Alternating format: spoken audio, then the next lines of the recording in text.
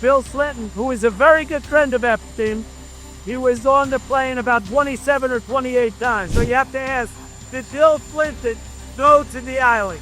That's the question. If you find that out, you're going to know a lot. Today we announced charges against Ghislaine Maxwell for helping Jeffrey Epstein sexually exploit and abuse multiple minor girls from the period of 1994 through 1997. Absolutely, Senator. Child sex trafficking has no place in the United States of America, and I will do everything, if confirmed as FBI director, to make sure the American public knows the full weight of what happened in the past and how we are going to countermand missing children and exploited children going forward. Are you still talking about Jeffrey Epstein? This guy's been talked about for years. You're asking, we have Texas, we have this, we have all of the things. And are people still talking about this guy, this creep? I mean, the guy was some weird sex freak who was abusing girls. We knew that.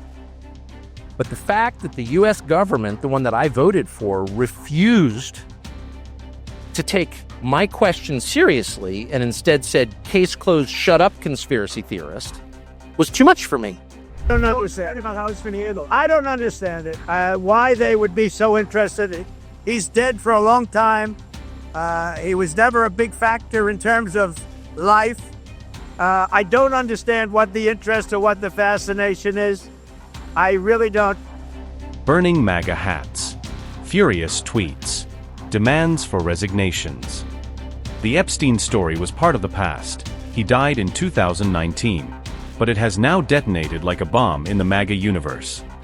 Donald Trump is facing a rare rebellion from within his own base. And at the center of the storm, his own Attorney General Pam Bondi and the case of Jeffrey Epstein. Did she tell you, what did she tell you about the review? And specifically, did she tell you at all that your name appeared in the file? No, she's given us just a very quick briefing, and in terms of the credibility of the different things that they've seen.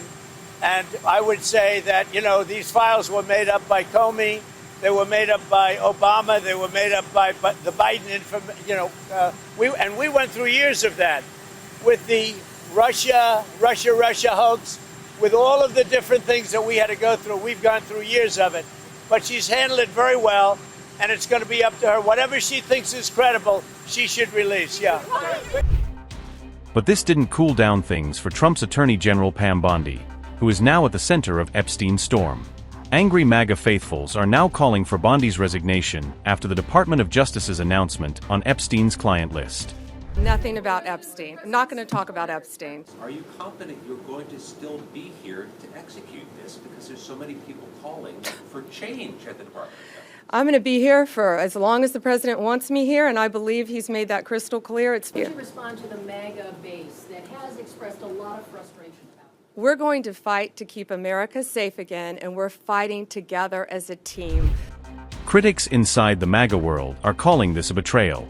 So what's the uproar really about? Earlier this year, Bondi and several Trump allies promised major disclosures on Epstein. There were binders marked the Epstein files. There were claims of a truckload of sealed documents and even videos involving powerful figures. But when the Justice Department finally spoke, it said no more records would be released. In a 2-page memo released July 7th, the DOJ said much of the Epstein material is under court seal and that disclosure would be inappropriate. The memo wasn't signed and offered no new details. Even America's biggest conservative news network like Fox News called out Pam Bondi for lying on their primetime news channel about Epstein client list sitting on her desk. So what happened to the Epstein client list that the Attorney General said she had on her desk? Well, I think if you go back and look at what the Attorney General said in that interview, which was on your network on Fox News. Got the quote. Go ahead. John Roberts said, DOJ may be releasing the list of Jeffrey Epstein's clients. Will that really happen? And she said, it's sitting on my desk right now to review. Yes, she was saying the entirety of all of the paperwork, all of the paper in relation to Jeffrey Epstein's crimes. That's what the Attorney General was referring to, and I'll let her speak for that. This triggered a full-blown revolt. There's a growing sense among right-wing influencers that something is being hidden, or at least mishandled. After all, they'd been told for years that there was an Epstein client list.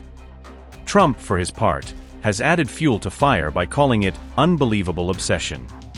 This is a sharp shift from Trump's earlier stance. In 2019, Trump suggested Epstein's death was suspicious. He even retweeted a claim that Bill Clinton was involved and said there should be a full investigation. In October 2024, J.D. Vance, then a candidate for vice president, said on a podcast that we need to release the Epstein list.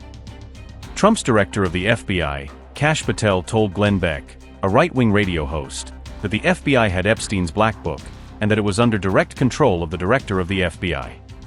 That inconsistency, along with the DOJ's sudden shutdown of the case, is what's fueling the backlash. This isn't just about Epstein anymore. For many Trump supporters, it feels like a broken promise. Trump's bond with his base runs deeper than loyalty to his presidency. It's fueled by almost unshakable belief that the government itself is corrupt, rigged, and rotten at its core. And Epstein embodied that rot. Oddly enough, considering MAGA's obsession with Epstein, one of his most powerful friends was Trump. They flew together, they partied together, and in 2002, Trump told New York Magazine, "I've known Jeff for 15 years. Terrific guy." But Trump also made this ominous observation. It is even said that he likes beautiful women as much as I do, and many of them are on the younger side. And after Maxwell's arrest, Trump said, "I haven't really been following it too much. I just wish her well, frankly." This was the man that MAGA trusted to fully expose Epstein and all his misdeeds. Now they are very angry. Tucker Carlson is furious. Alex Jones said the Trump administration was now part of the cover-up. On X, Marjorie Taylor Greene wrote, "Release the Epstein client list." Elon Musk asked on X, "How can people be expected to have faith in Trump if he won't release the Epstein files?" CNN is reporting that Dan Bongino is considering resigning from the FBI. The Epstein case still hangs like a shadow. The full extent of Epstein's ties to the world's rich and powerful still remains unknown. And in that vacuum of truth, suspicion has flourished. And now the so-called harbingers of change, like Patel, Bondi, Bongino, even Trump himself, are urging the movement to stand down. There's nothing more to see here, they're saying. But the MAGA faithful are refusing to look away. They're angry, confused, and more determined than ever to know what or who is being protected.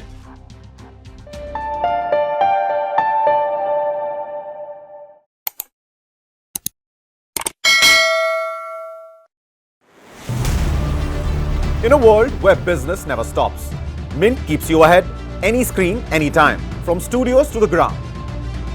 Mint is doing brilliantly well. It's a well-read page, I would think. Mint breaks down business, leadership, and lifestyle, boldly, visually, and smartly.